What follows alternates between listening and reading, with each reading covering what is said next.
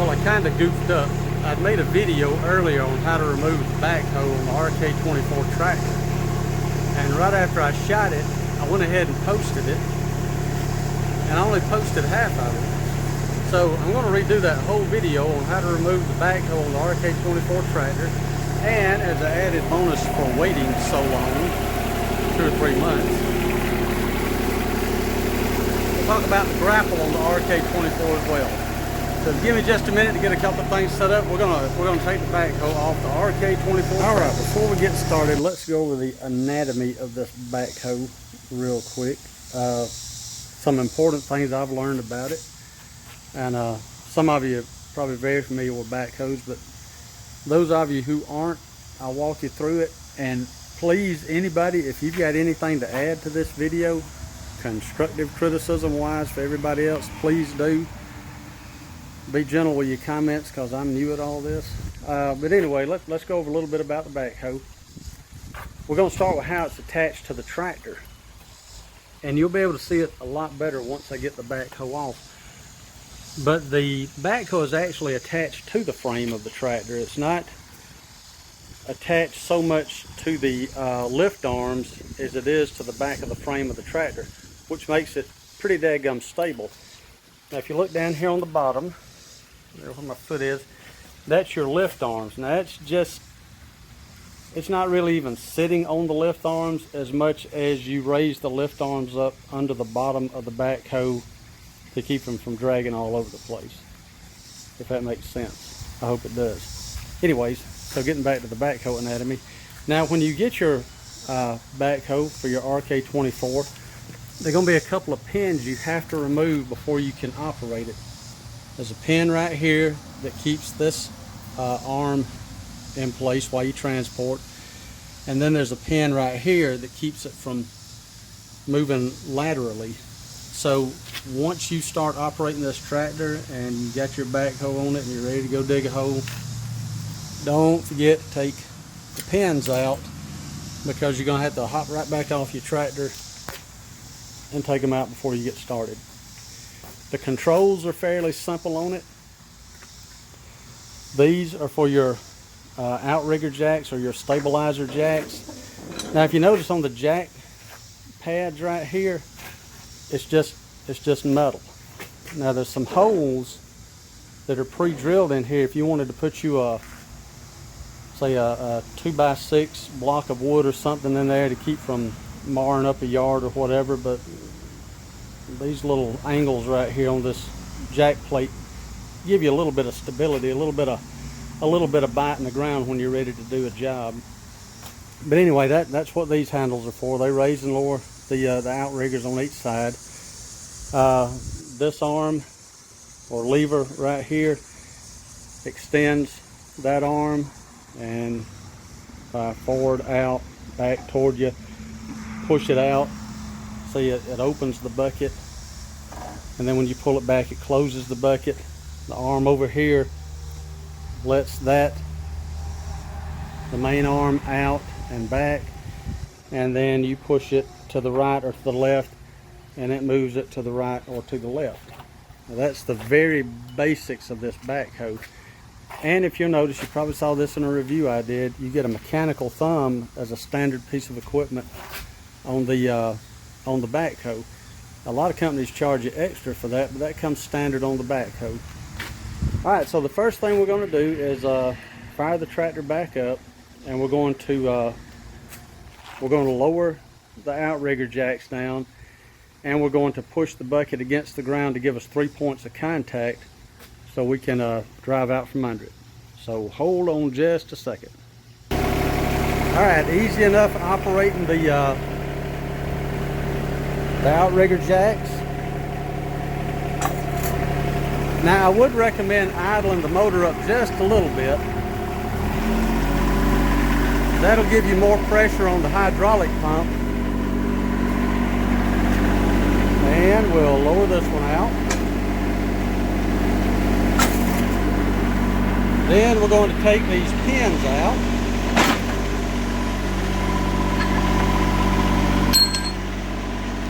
And I mean, don't do this at home, just throw your pins out. You'll actually need to put them somewhere where you know where they are. We're going to curl this bucket back in. Then we're going to lower the arm down.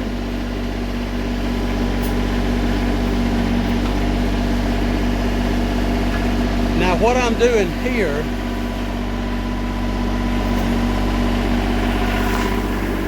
I've just given myself 3 points of contact to stabilize the backhoe. The next thing we're going to do, and I'll turn the motor off where you can hear me.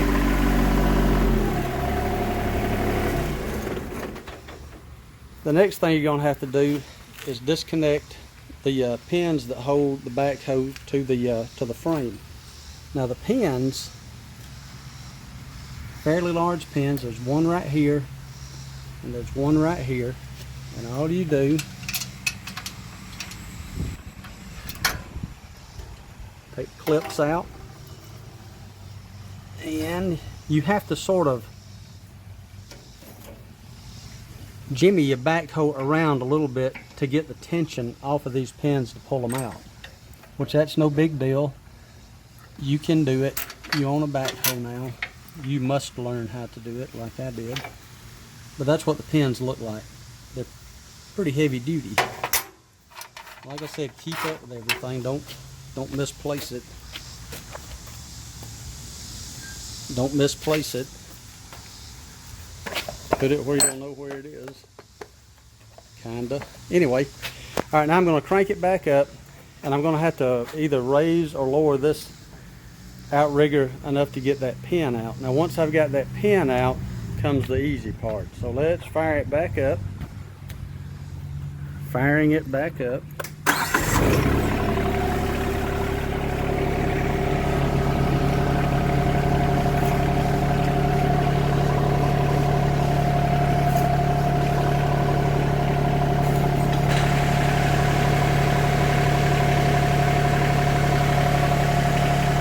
Hold on, this one's a little stubborn. All right, got the pin out. Now the next step is you need to lower these outrigger jacks. And when you lower those down, it's going to raise the backhoe up. That's why you need that third point of contact. But you raise it up.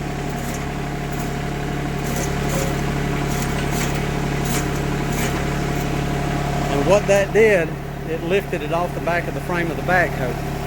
Now we're going to pull very slowly away from the backhoe itself. Now when you do this, you see all these hydraulic lines, they go from the tractor to the backhoe itself. You want to pull forward very slowly, because what I found out on mine, this big coupling was actually wrapped around that pin. So you want to ease out very slowly.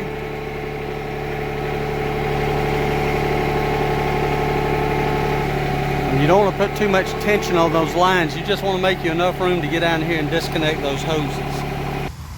Okay, now if you have ever disconnected hydraulic lines before in your whole life, you know that this is not a one-handed thing to do. So I'm going to explain real quick what I'm going to do. On one side of this hydraulic connection, see how this turns? Not only does it turn, but it slides back. And you want to make sure your motor is off when you do this. So you see that came right off. And then you want to put these caps in these fittings for right now to keep dirt out of them. And what you do, the side of the hose that this big coupling's on, well, disregard, it went back the other way. But anyway, that's how these work. You just slide them back, they pop right out, and there'll be a little bit of fluid to come out of them. Don't rub your eyeballs or scratch your head or wipe your hands on your brand new shirt, and have a little bit of oil dry handy to put in the driveway, so when your wife comes outside, she won't see that you've made a mess with your brand new toy. And we'll disconnect the rest of the lines. And we're going to put the caps on them. Now, all of that is done. All the lines are disconnected. And we'll get them out of the way. Now the only thing we have to do before we can use our 3-point hitch on the back, we have got to take this drawbar off. Now to take the drawbar off, it's very easy. You loosen this nut on the end, and then you've got this little tensioner bar right in here. It keeps your 3-point implement from swinging back and forth. You pop this pin out, pull this out, and you're ready to hook up your 3-point implement. Now the big bar that I took off, that's your A-arm, and it connects right here for your 3-point hitch. Okay, so I'm going to pull forward, and we're going to take this off. Alright, there's going to be one more thing we're going to have to do here in just a second, and I'll show you that in just a second, but right now we're going to go ahead and take these off.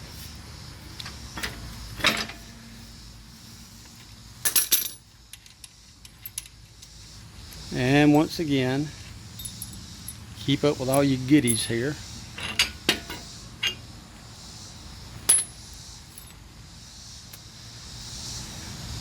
And it would probably be a good idea to go ahead and put your washers and your nut on that exposed thread. That way you know where everything is when you start looking for it. Alright, then we'll take the other one off.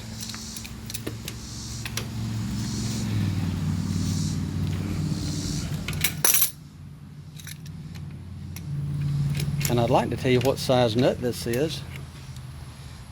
It's about that size. I thought I had a socket that would fit it, but apparently I do not. Alright. For conversation's sake, we're putting those back on that. Now, pull this pin out. Pull that pin out of there, out of the drawbar.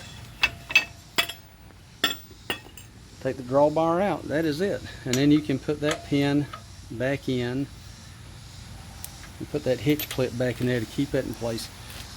And then take your upper arm and just connect it right in there.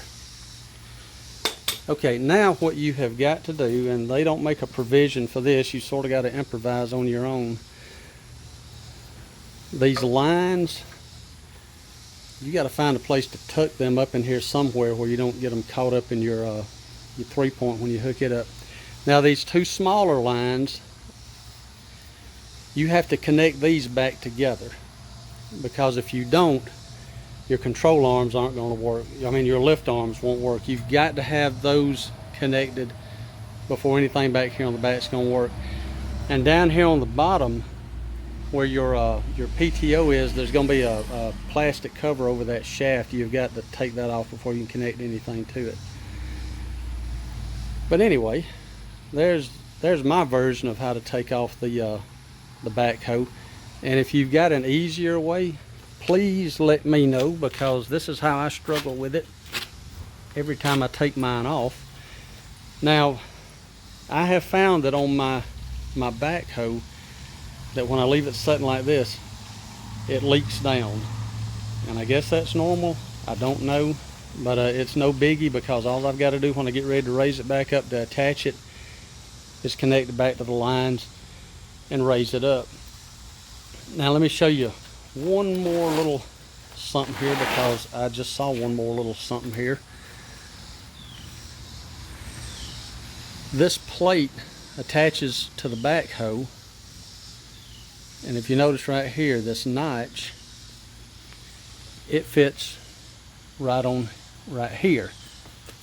And then you've got these holes right here where these large pins go in, and they connect right here. So you've just got 4 points of contact to hold the backhoe onto the back of the tractor. Don't make the mistake I made. When you put these pins back in, yeah, they'll fit in easy that way, but you ain't gonna get them back out. Always make sure that that handle right there is on the inside when you put it back on. That was a lesson in life I learned. I think that's it, pretty much. It's fairly easy to get the backhoe off. Putting it back on, just run everything in reverse. Put your drawbar back on, connect your lift arms, back up a little bit, hook up all your hydraulic lines, raise it up just a little in case it's settled down, back up. Then with your lift arms right there, your outrigger jacks like we used to call them in the fire department, line these up with these, lower it down, and then jimmy it around to raise these up and line with that. Sorry, I'm swinging the camera back and forth. Don't fall out of your chair. Pop your pins in and you are ready to go. And one more thing, always raise up that daggum thing right there, because I cannot tell you how many times I've been right here and raised my head up into that and it hurt. But alright guys and gals, that's it. Short video on taking the backhoe off of the RK24 tractor. Now if you'll excuse me, I'm going to put everything back on and I'm going to do a video on the grapple. And y'all, I do not know how I have lived without a grapple all these years. That thing is amazing. And when I do that video, we're going to drive over to that big pile of junk right there, and I'm going to show you how to dismantle it. So in the meantime, hope you enjoyed the video. Like it, don't like it, make a comment, let me know if I'm doing something wrong, let me know if I'm doing something right. And like I always say, if you see an easier way to do it, please let me know where I'll know. Y'all have a good day.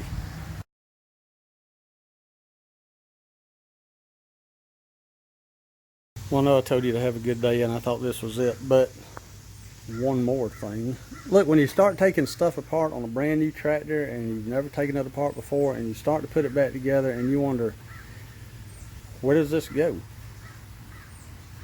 Like you notice you've got two different holes for this bolt to go in right here on that little anti-sway arm. Just look for where the paint's worn and you'll know where to put that back in. If not, take a picture of everything before you take it apart, and that way you'll know what to do when you put it back together. I had to do that when I rebuilt one of my tractor engines. But just look for the worn paint. You'll know where everything is supposed to go. And on the bottom of this, there's a bolt that holds it in place. Now mine just sort of slipped around on me. I guess it vibrated loose, but there's where the paint's worn, so I know that's where it goes, and I'll just tighten that back down. You don't have to do anything with these arms right now. Golly, you know what I did? Let me tell you what I did. I goofed up. I got to take these back off. Here I am trying to teach you how to do this, and I have messed up myself. These don't go on here right yet. Hey cat. That's Squeak. She's 19 years old. I think she just peed on me. Okay. That goes through there first, and then that goes through there. See, aren't you glad you watched this video? I'm saying, gee, thanks, Kelly. You probably just saved my life. Alright, anyway. And then you do it over on the other side too. And remember what I said, back up, lower it on here, line your pinholes up, pop the pins in from the inside, hook up all your hoses, and when you start backing your tractor up, it probably would behoove you to get you a bungee cord like I got right here, or something to sort of hold those lines up as you back up, because you don't want to pinch them between your backhoe and that drawbar, and you can kind of hold them up and you can sort of tuck them in as you go. Just make sure you don't pinch any of your hydraulic lines. or your fingers. Alright, I think that's it. If not, I'll PS you, but if that's it, have another good day.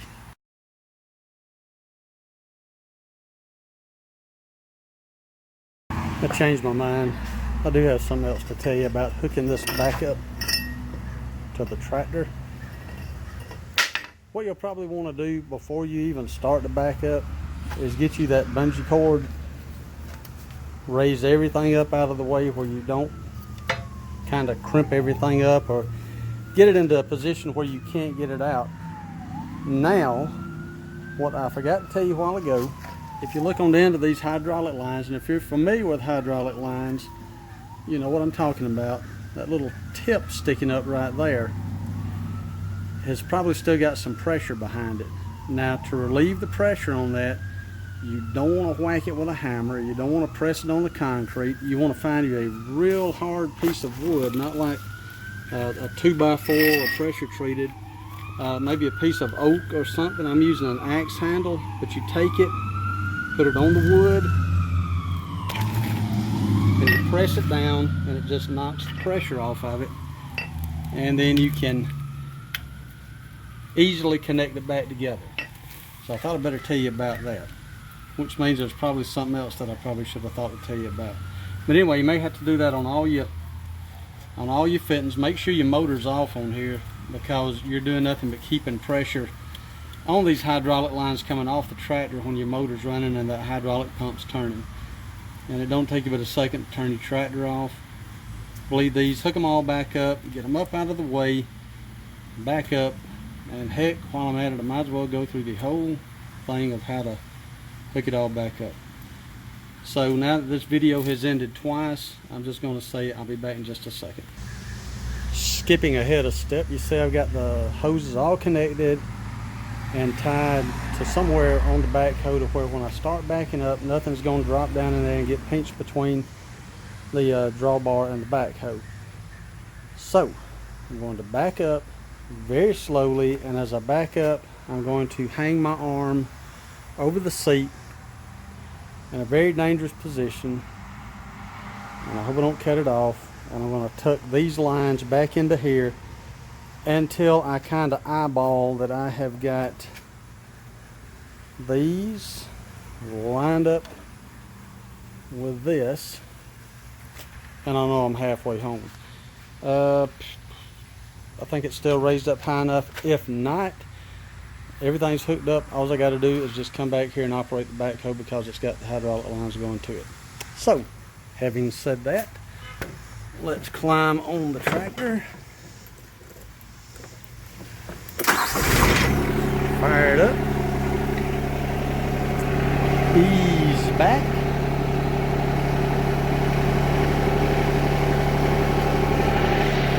So you need to go ahead and start grabbing a hold of everything, because it's going to start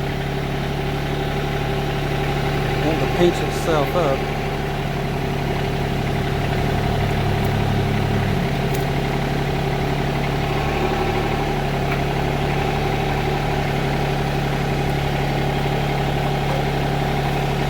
What I say.